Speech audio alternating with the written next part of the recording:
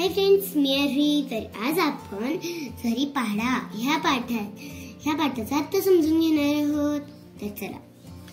झरी पाडा हे काय ग? हे गाव आहे. एका गावाचं नाव आहे झरी पाडा. पण आज आपण त्याला ते नाव कसं पडलं हे पाहणार आहोत. पहाटे पहाटे कोंबडा आरवतो, झरी पाडा जागा होतो. म्हणजे पहाटे पहाटे कोंबडा आरवतो म्हणजे ओरडतो तो. सकाळचं सगळ्यांना उठवतो ना, ओरडून आवाज करून. झरीपाडा जागा होतो म्हणजे ते झरीपाडा पूर्ण गाव जाग होतं. उठते ते सगळे लोक. हिरव्यागार डोंगरा आडून सूर्य उगवतो.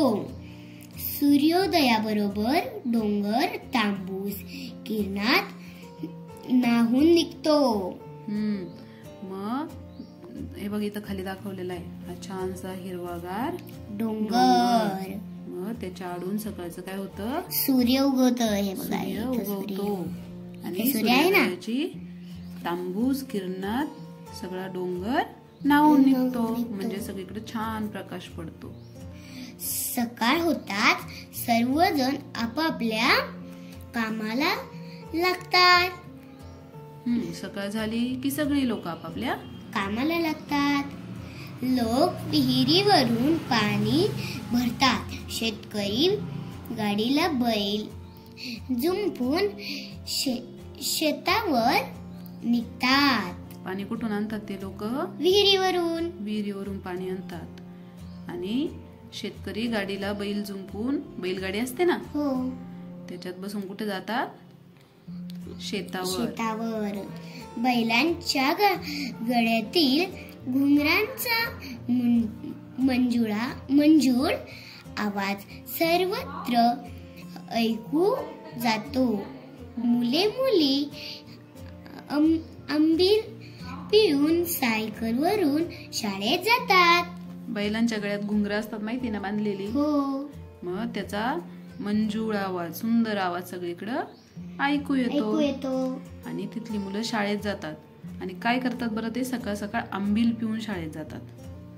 आंबील म्हणजे ते धान्यापासून बनवलेलं असतं, छान असतं, पौष्टिक. ते पिऊन ते शाळेत कशावर जातात? सायकलवर. पाड्याजवळून झरा वाहतो म्हणून त्याचे नाव झरी पाडा पडले आहे. पाडा म्हणजे काय? पाडा म्हणजे वस्ती.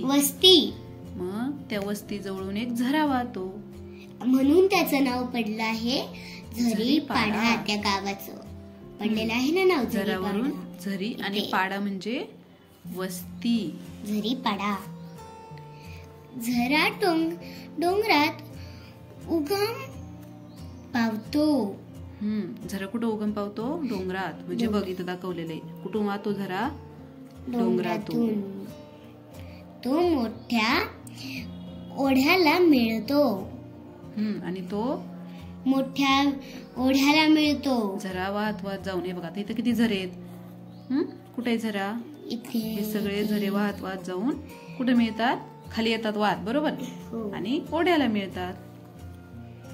तसेच मोठा ओढा गावाजवळच्या नदीला जाऊन मिळतो.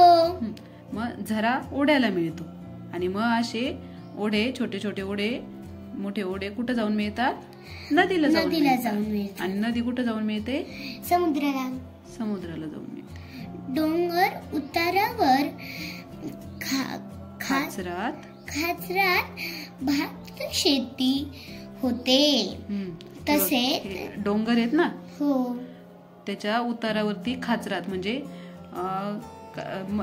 काही ठिकाणी असे खाच पाडून जागा सपाट केली जाते आणि त्याच्यावरती शेती केली जाते. मग त्या खाचरात कशाची शेती केली जाते? भाताची. आणि तसेच नाचणीचे पीक घेतले जाते. तसेच म्हणजे भाताची शेती आणि नाचणीची शेती केली जाते. पाड्यावरील घरे छोटी छोटी आहेत. घराचे छप्पर गवताच्या पेंड्यानी किंवा झावळ्यांनी साकारतात. हे बघ, ही जी पाड्यावरील त्या वस्तीवरील जी घर आहेत ही कशी आहेत? छोटी छोटी. आणि त्या घराचे जे छप्पर आहे, कुठे छप्पर? ते गवताच्या पेंड्यांनी किंवा झावळ्यांनी साकारतात. झावळ्या म्हणजे काय ग? नारळाचं झाड माहिती? नारळाच्या झाडाच्या फांद्या त्याला काय बोलतात? त्याला बोलतात झावळ्या. आणि साकारतात. साकारणे म्हणजे झाकणे. म्हणजे बघ, अशा पद्धतीने त्याचं हे छप्पर झाकलं जातं. घरातील जमीन अंगण शेणाने सारवतात. कशाने सारवतात? शेणाने. खर्ची आहे का तिथं? नाही. खर्ची नाही. तिथलं अंगण जमीन हे शेणाने सारवतात. भिंतीवर सुंदर सुंदर चित्रे काढलेली असतात. ती वारली चित्रकलेतील असतात. बघ, आता ह्या घरांवर भिंतींवर तुला इथे दिसताय ती सुंदर सुंदर चित्र काढलेली. याला काय बोलतात? वारली पेंटिंग. वारली चित्रकला. काय बोलतात त्या चित्रांना? वारली चित्रकला. घरे आत बाहेर स्वच्छ असतात. घरातील भांडीकुंडी स्वच्छ असतात. परिसरात कोठेही कचरा नसतो. म्हणजे बघ, त्यांचं घर आत बाहेर एकदम स्वच्छ असतं आणि घरातील भांडीकुंडी पण एकदम स्वच्छ असतात. परिसरात कोठेही कचरा नसतो. तिथे बघ बरं, तिथलं अंगण, आजूबाजूचा परिसर किती स्वच्छ दिसतोय. कुठे कचरा दिसतोय का? नाही. घराच्या बाजूला जनावरांसाठी गोठा असतो. कोंबड्यांसाठी खुराडे असते.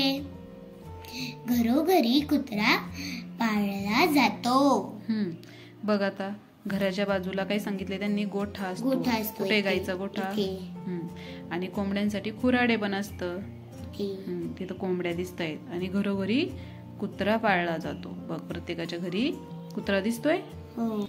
घराच्या अवतीभोवती खजुरी, साग, कडुलिंब, आंबा, बोर, चिंच यांच्यासारखी झाडे असतात. लोक आनंदाने फळे खातात. घराच्या अवतीभोवती कोणती झाडं असतात? खजुरी, साग, कडुलिंब, आंबा, बोर, चिंच.